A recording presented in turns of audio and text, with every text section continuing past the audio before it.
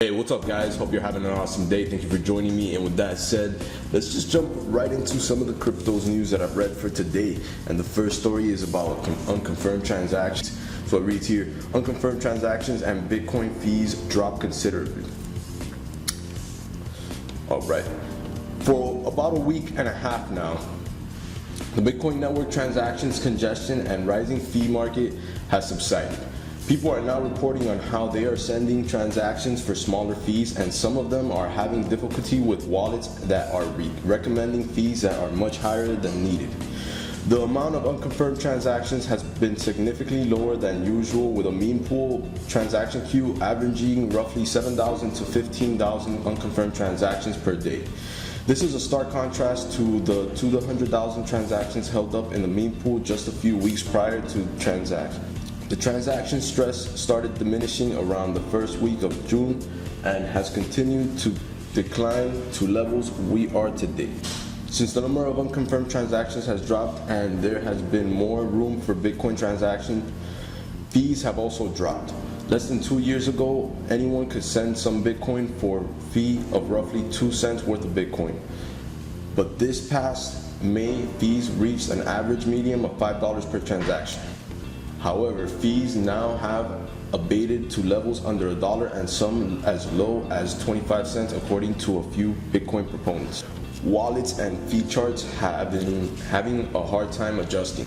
Since the fee market and unconfirmed transactions count has lowered, many people have been having issues with wallets that don't allow custom fees. Some wallets offer 3 different settings in order for senders to prioritize their transactions, while others offer custom settings. For instance, this morning Bread Wallet recommended that a fee of 1.78 for a typical transaction size of 226 bytes.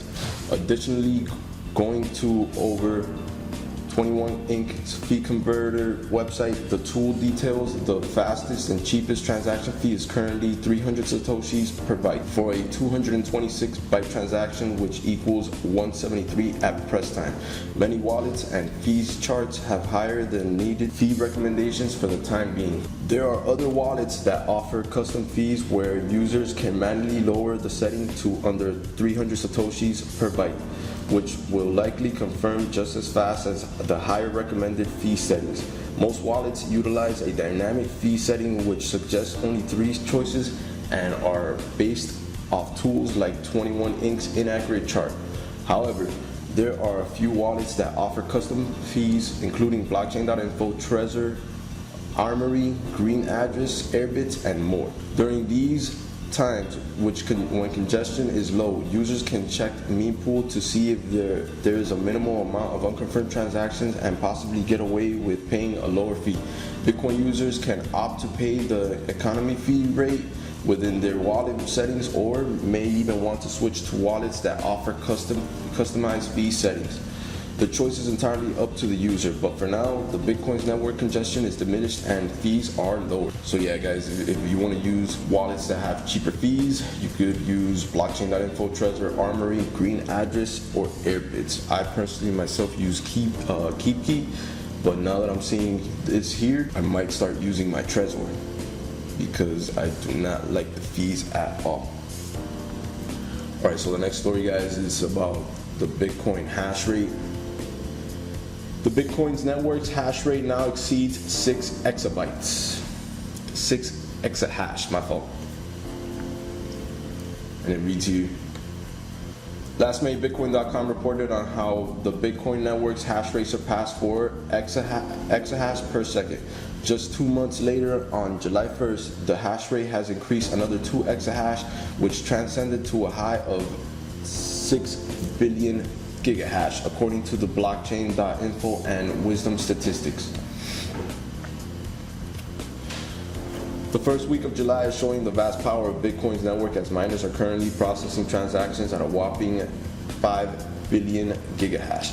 Only July 1st, miners pushed the hash rate up over 6 exahash per second, reaching its highest point ever recorded. The mining ecosystem is far bigger than during the early days, as miners progress from CPU mining to GPU mining to FPGA mining to giant warehouses filled with ASIC miners. Furthermore, there are more mining pools today as there are currently 24 known pools taking a portion of the hash rate pie. Things are quite different than the early days when one single Bitcoin enthusiast like Art Sports captured a significant portion of the network's hash rate. People also often forget when the mining pool Ghash.io passed the 51% mark in 2014, as pools in 2017 are more diversified than ever before. Only 3 pools command more than 10% of the hash rate, while the other 21 pools process less than 10%. The record-breaking 6 exahash is another landmark achievement for the Bitcoin network, as innovative protocol has reached many milestones this year. It's amazing to see such power obtained without a larger corporation or government backing. All of that, the hash rate power is commanded by miners choosing to join a decentralized system voluntarily, all thanks to the economic incentive of the block reward plus transaction fees. And that's pretty cool.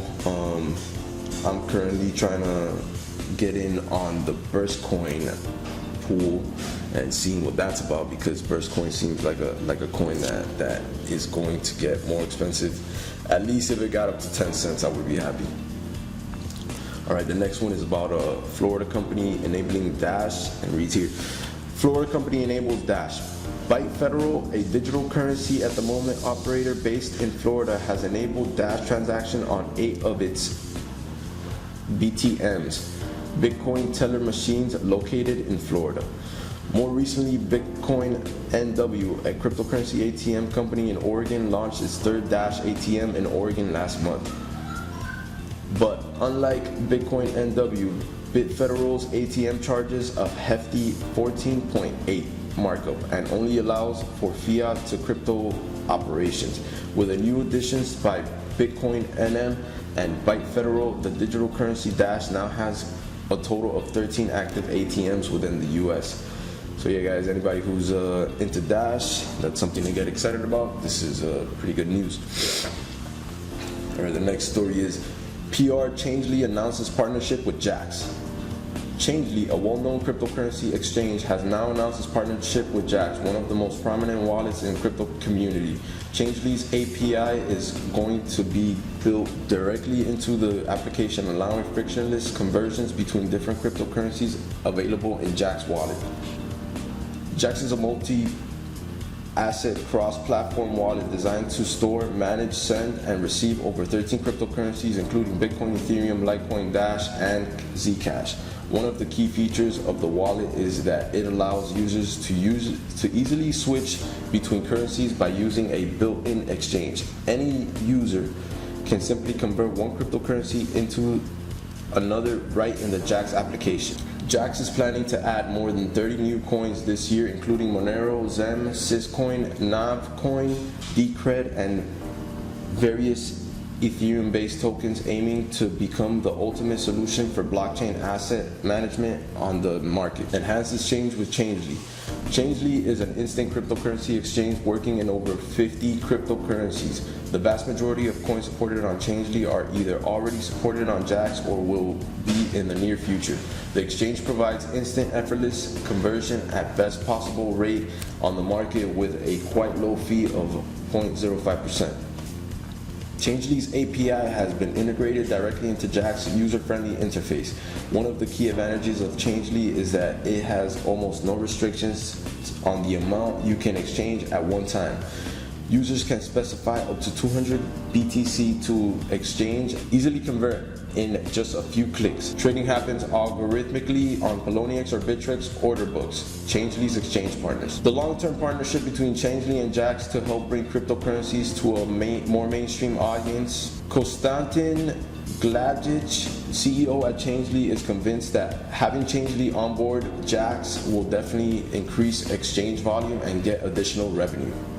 Alright guys, so this last one I'm going to read is about restaurants in Germany accepting Bitcoin now for payment. Germany's largest food delivery service with 11,000 restaurants now accepts Bitcoin. Germany's largest food delivery web portal, Lieferando.de, which boasts over 11,000 partner restaurants, recently announced that it has started accepting Bitcoins for payments. The company owned by one of the largest online food ordering websites in the world, takeaway.com. Bitcoin now joins liferanda.de. Other traditional payment methods, including cash, support GiroPay, Visa, MasterCard, American Express, and PayPal.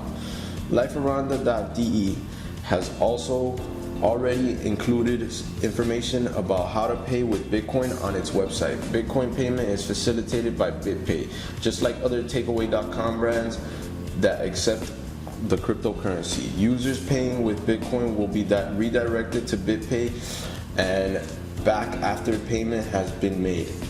The Bitcoin amount is always converted according to the current exchange rate of BitPay, the site detailed. In addition to liferanda.de added, when paying with Bitcoin, we do not charge any additional costs. Paying with credit cards and PayPal, however, will incur a fee of 6% according to takeaway.com. Liferanda has also expanded its customer reach by upgrading its website recently. You can now use liferanda.de in German, English, Dutch, Polish, and French. An increasing number of restaurants already have menus in English. Alright guys, and those were some of the stories that I read for you. Later on I'll be making some videos about other topics, but this is gonna be my new routine to just try to get stories out there. Try to get them out early in the morning, and then during the day probably cover some new things. I'm still trying to set up how I do it, but yeah, if you liked anything in the video, please give it a thumbs up, and I will see you in the next one. Peace.